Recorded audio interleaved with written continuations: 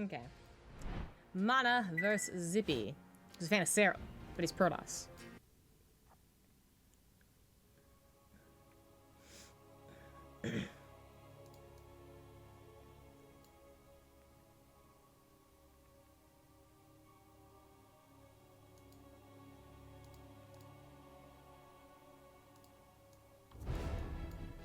Well, poor Enemin.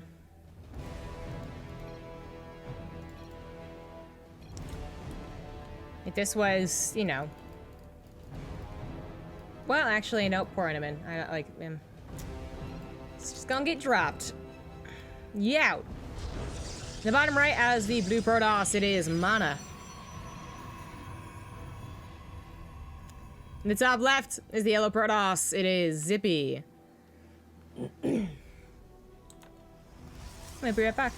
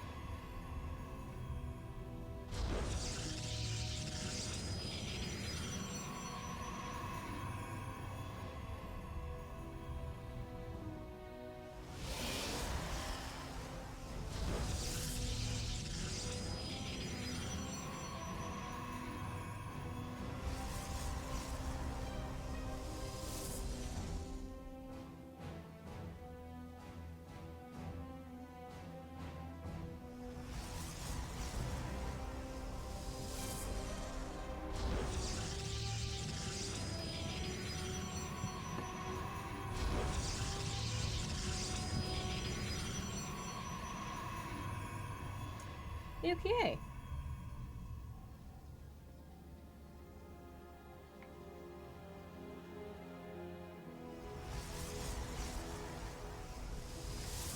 So some good old PvP, European PvP. I do have walls for both people, and then is that actually? I guess that's enough to fill with a shield battery, but it looks so big. Wow. Okay. Yeah. And then scouts, and then both going for Sentry Soccer opener. Okay, standard as standard does. No proxies as of yet. Both players putting that third pylon down to guard a potential nexus. And that's what I expect both of them to do. Guard a nexus.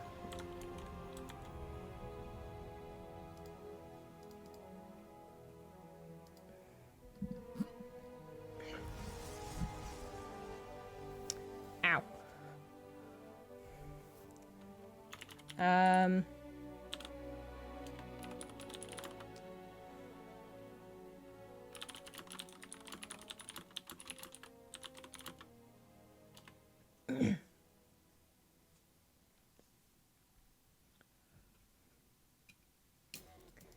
Oh, double stalkers versus double sentry. So the first difference.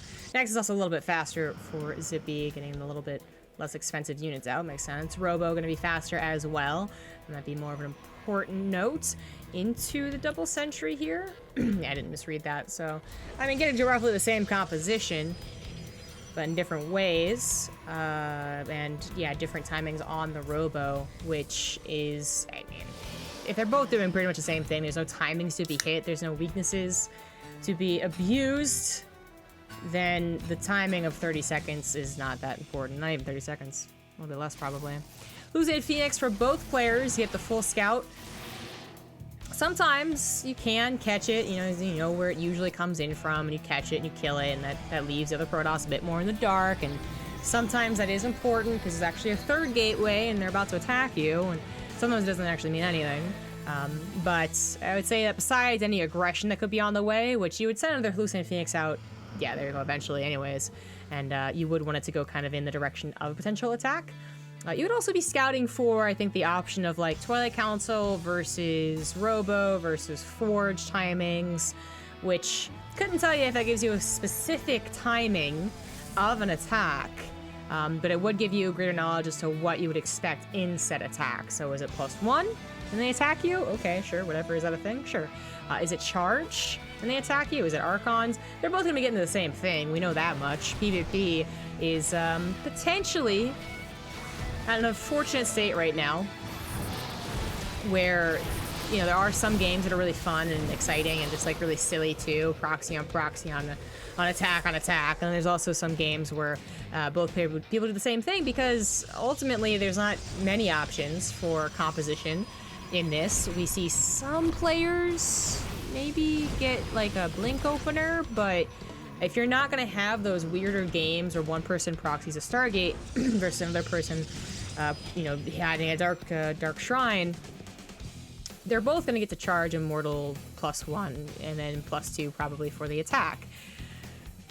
Most of the time. We do have that bit of a change-up in this game, where Zippy not only skips the Forge entirely, yeah, no Forge at all, having a fake one that he like starts an upgrade on and then cancels it, but is also going for a lot of gateways, and I guess that's like the more obvious tell. But even if that Hallucinating Phoenix didn't catch the gateways, if they were hidden somewhere, or they hadn't been built yet, I don't know, the lack of Forge after a certain time does really start to signify, okay, maybe there's not a longer game in plan here.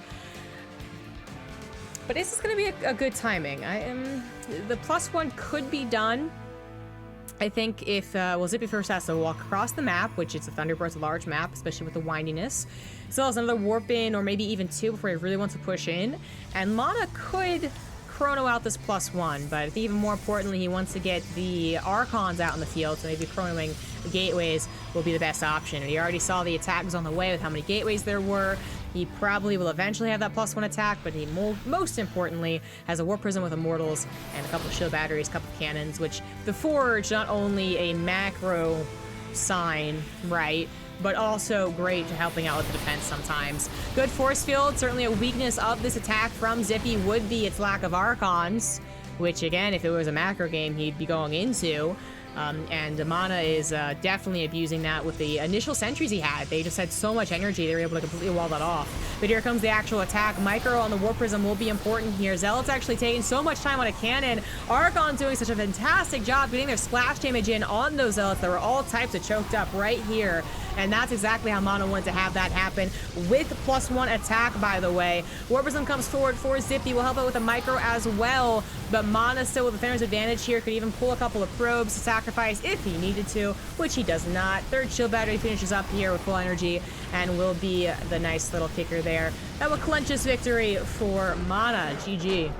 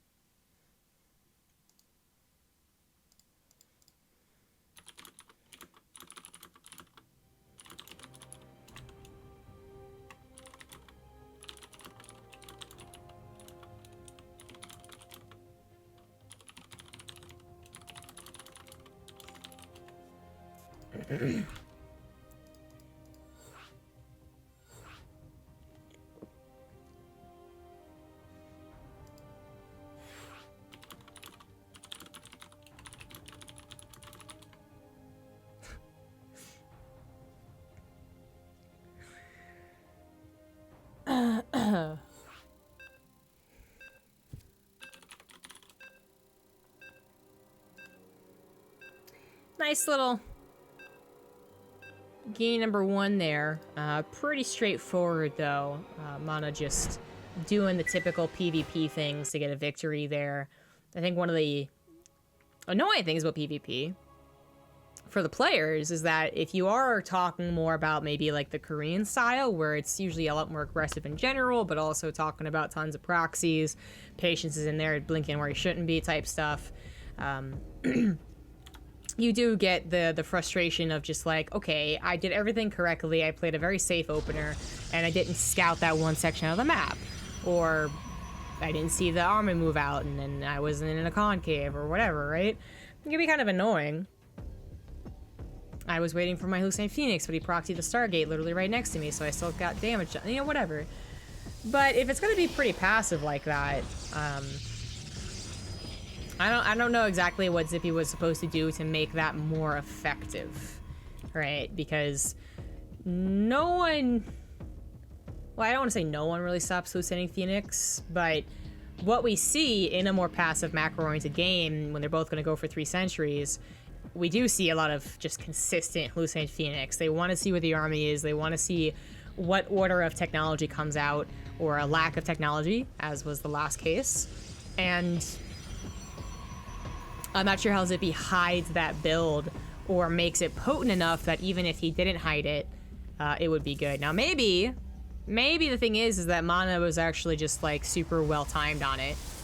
He was supposed to wait a little bit longer for the hallucinated Phoenix, or he wasn't supposed to get the Tempo Archives out with the Archons in time, because Archons make a huge difference. Archons do have a moderate amount of splash, which doesn't really show itself that much unless you're talking against like Mutas or Vikings when they clump. Sometimes the Terran players can really feel it on their bio when they're like, oh, the Zealots are gone, just Archons now. Well, no. But, you know, it's tiny, it's not Storm. But when those charge lots all come into one angle of attack, they don't have a concave, Archons do look especially good. And just they also just pack a punch, right? They're just good against the Zealots. If they're not just extremely overwhelmed, so outnumbered, which I guess is part of that all-in's plan, is to overwhelm. So ideally, they don't scout it, they don't recognize it, they don't have their army in position, they don't have force fields to buy time, they don't have shield batteries, and their army is easily surrounded by how many charge lots you have, which stops the micro for them. All those things, I guess, right? Maybe they don't have a war prism, so their mortals get instantly KO'd, something along those lines. But what we witnessed, you know, analysis aside, what we all can agree on as the viewers is that that looked easy for MaNa.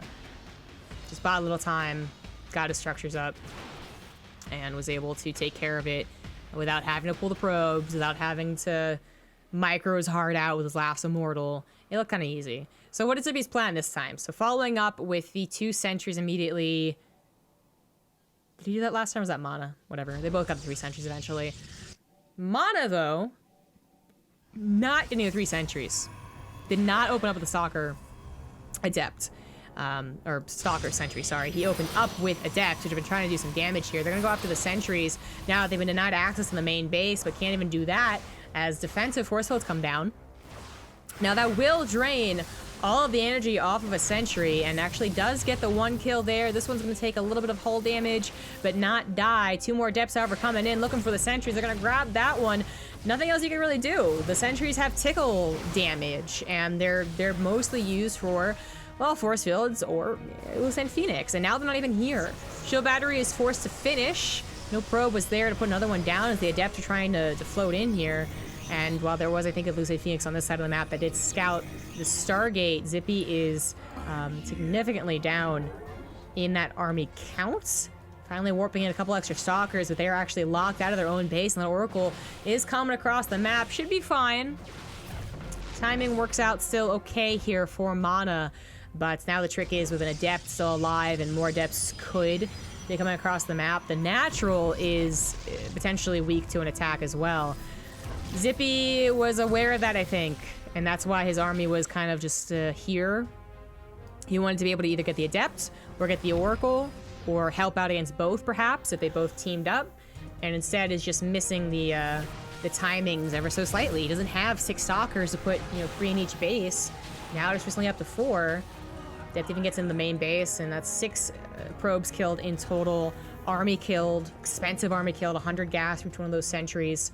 And MaNa, now only afraid of the potential attack, seeing a Warp Prism, seeing the Stalkers warp in, is, I think, rightfully getting a Void Ray. It's expensive, but it will tear down most Protoss units, and will especially help versus a Warp Prism, which just doesn't have very much health.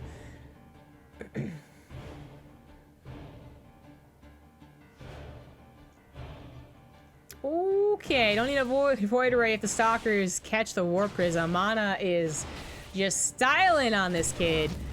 Oh, God, GG. Oracles. Oh, yeah, literally GG. MaNa, no problem whatsoever in that PvP. No problemo.